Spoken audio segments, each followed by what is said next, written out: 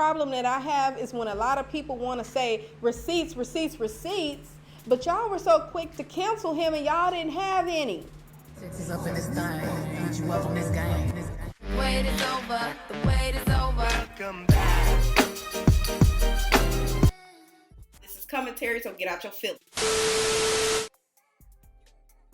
What's going on, everybody? Thank you for tuning in. It's your girl Nisha here, back in the cut. Once again, y'all read the title, so y'all already know we getting ready to talk about Mob Radio's interview with Sonstar. Now, if you're looking at me like, Nisha, who in the hell is Sonstar? This is Daystar's father. Nisha, who the hell is Daystar? This is Tory Lanez's father, okay? Now, y'all should know his name by now. Half of y'all been dragging his ass up and down since, what, July, when all this shit happened? Now, for those of you that still on this cancel Tory Lanez, listen, this not for you, boo. But for those of y'all that are like, yo, something isn't right about this story, something isn't adding up, I'm not dragging her, I'm not dragging him, but I just want to know the truth.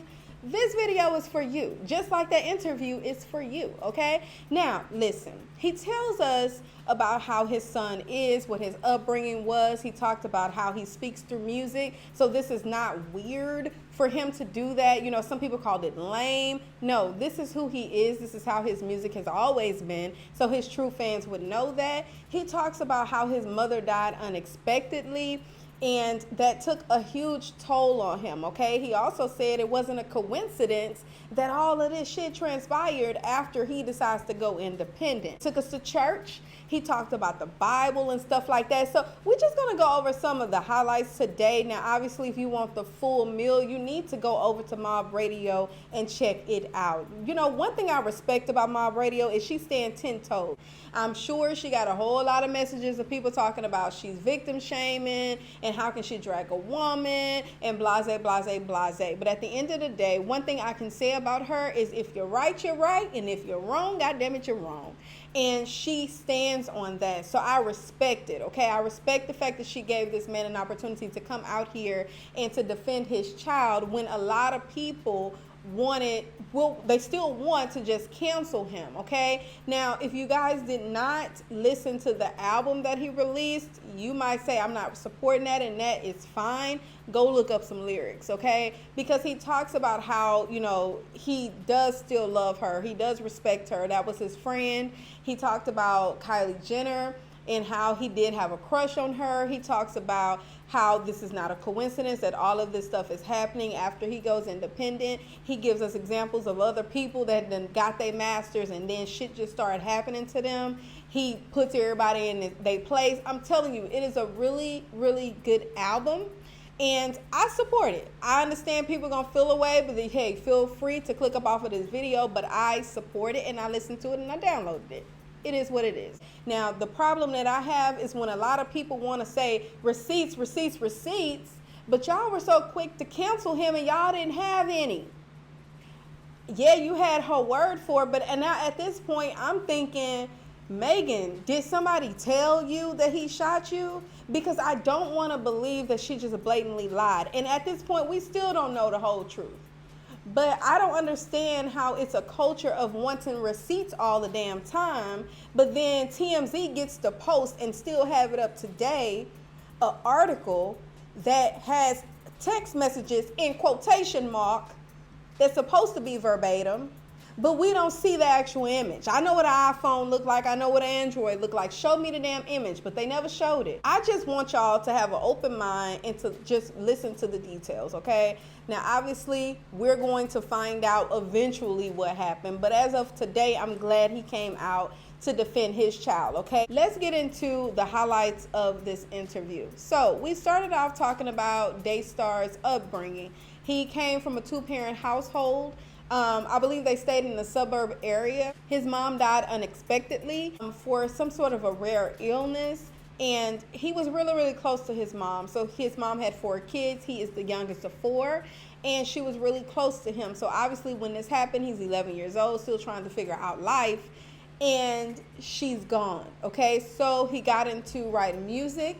He got into rap battles with his siblings. and that's what we got, okay? And so his father said that this is why you got an album. This is how he talks. This is his way of venting. This is his therapy. It's not uncanny for him to release a freaking album because he's done that in the past. And he mentions that if you are a true supporter of Daystar, then you would know this.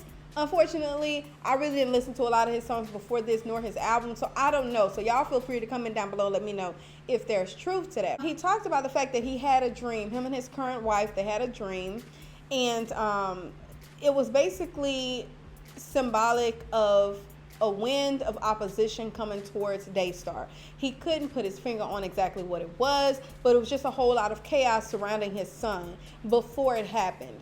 And because he's a pastor, obviously they look into that. They look into meanings. And if you're spiritual, you look into it too. So it don't mean that you necessarily have to be a pastor to look into dreams and meanings of dreams and stuff like that. So he talked about that, and he said that he knew something was coming. Obviously, he prayed for his son, okay? He just didn't realize it was going to happen the way it did. He went into talking about the text message. Y'all remember when TMZ told us that there was a text message allegedly from Tory, and basically he's telling her in the text message, I'm gonna read it, okay? And it says, I know you're probably never gonna talk to me again, but I genuinely want you to know I'm sorry from the bottom of my heart. Then he goes on to say, I was just too drunk. Nonetheless, shit should have never happened, and I can't change what did. I just feel horrible. And then he goes on to say, because I genuinely just got too drunk. Now, y'all remember TMZ released that. And what I find odd is that a lot of people ran with it. Yes, I'm one of the people that posted it, and I was like blaming on the alcohol, but I just posted it, okay? I didn't give y'all much context. However, for a culture that's all about receipts, I mean, y'all press a lot of these YouTubers because they don't have receipts, and y'all would just take TMZ's word for it, okay? So I do side-eye that a little bit, okay? I'm just saying, because a lot of y'all canceled them, and I actually listened to the damn album, okay? So he talked about that. They talked about Spotify and how Spotify, basically, they did what I consider some hoe ass shit, okay? Because this kind of proves to me that this is bigger than Megan Thee Stallion and Tory Lanez. This is just bigger than that. Because you post, first of all, the title, I'm on Times, okay? And the title of the article is, you can block the music of problematic artists from playing on your music app. Here's how, okay? So then they have Tidal, they have Apple Music, then they have Spotify. And on Spotify's picture is Tory Lanez. Why are we calling him a problematic artist if he's coming out, releasing an album, and telling his side of the story? Beyonce did it, and nobody drugged Beyonce.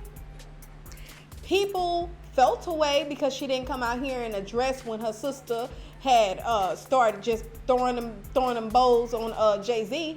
She put it in her album.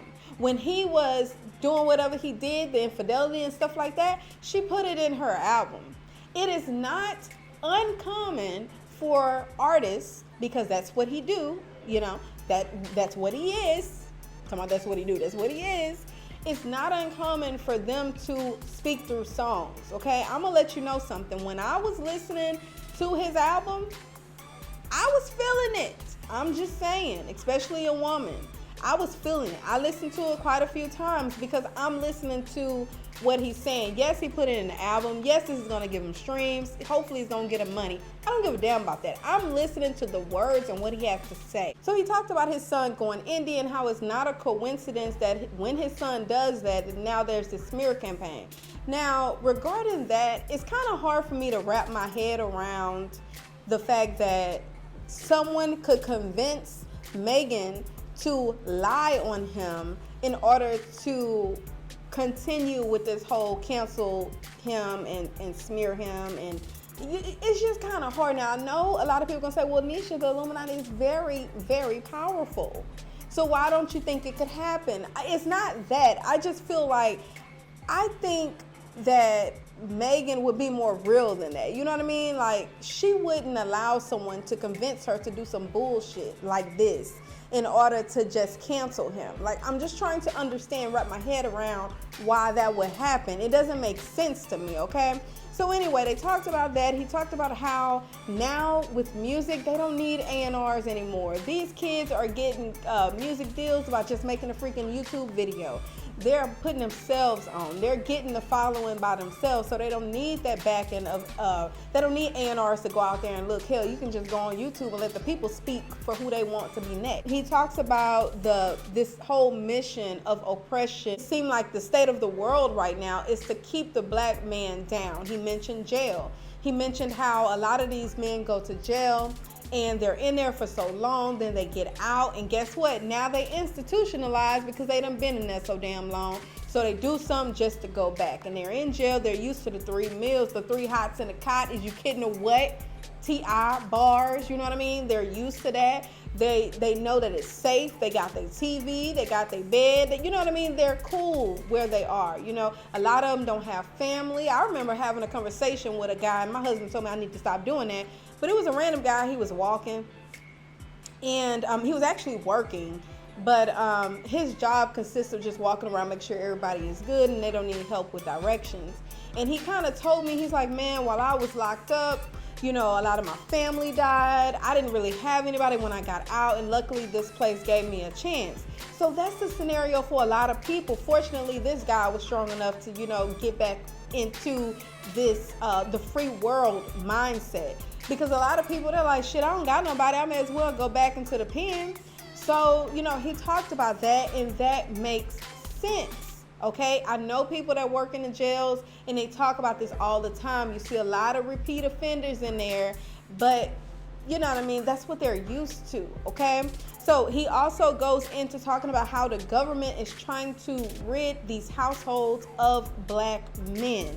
Now, I can't remember where I heard this from, but it talked about how the government is making it to where they are the baby's daddy. Meaning, you make it to where it's so hard for the woman to, or no, not necessarily hard. Let me bring it back. You make it to where it's so appealing for the single black woman that she doesn't even want to get married. Because if I get married, I'm gonna lose my benefits. I'm gonna lose my Medicaid, my TANF, my stamps. I'm gonna lose my a lot of them then get child support. You know, you can use all that. I'm gonna lose it. So let me make sure I stay within these guidelines. Let me make sure I don't make too much. And then what ends up happening? Daddy government comes in and he takes care of you, okay? And he takes care of your child. And so that's what he talks about. You know, you don't see a whole lot of 2-parent households because it's not appealing anymore. I make more when the man's not there. I also told a story about how back in the days, I know I'm gonna chop that story up, y'all. I might not even need to say it, but anyway, the idea was that, you know, you beat down the buff black man, then you beat down the weakest black man, and then you do this in front of all the black people and the mothers especially, because then that lets them know you raise this man, but you don't raise him to disrespect us, okay? So basically you're raising a lot of weak black boys. Now I told y'all I ain't want to go into detail. No, I know I'm gonna chop that up, okay? So y'all go over there to Mob Radio so y'all can get the truth on that story. It's gonna make a lot of sense when you get the real shit. All right, y'all, so basically that's my highlights of the interview. Again, go over and watch it. It was a really good one. My thoughts on this whole situation, I still feel like something is missing. I told y'all that weeks ago, and given the fact that he released that album, listening to his father talk, and also listening to Megan's side of the story, we are definitely missing something, okay? Now, I'm not saying that he's innocent. I'm not saying that she's innocent. I'm just saying something's still missing. But watching this interview definitely gave me a different perspective of what transpired, okay? Obviously, we still don't know exactly what happened, and I can't wait for the day that he can come out and say it.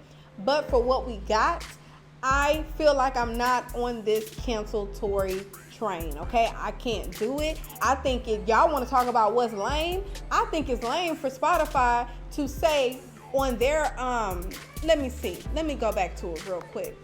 So this is time.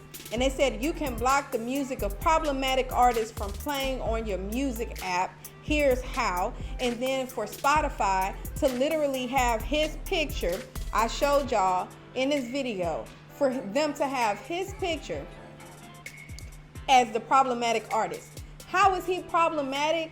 Because he literally came out and defended himself in an album? I don't understand it, okay? I think that's whack. I think that's lame, okay? I also think it's lame for, I think his father mentioned, who was it?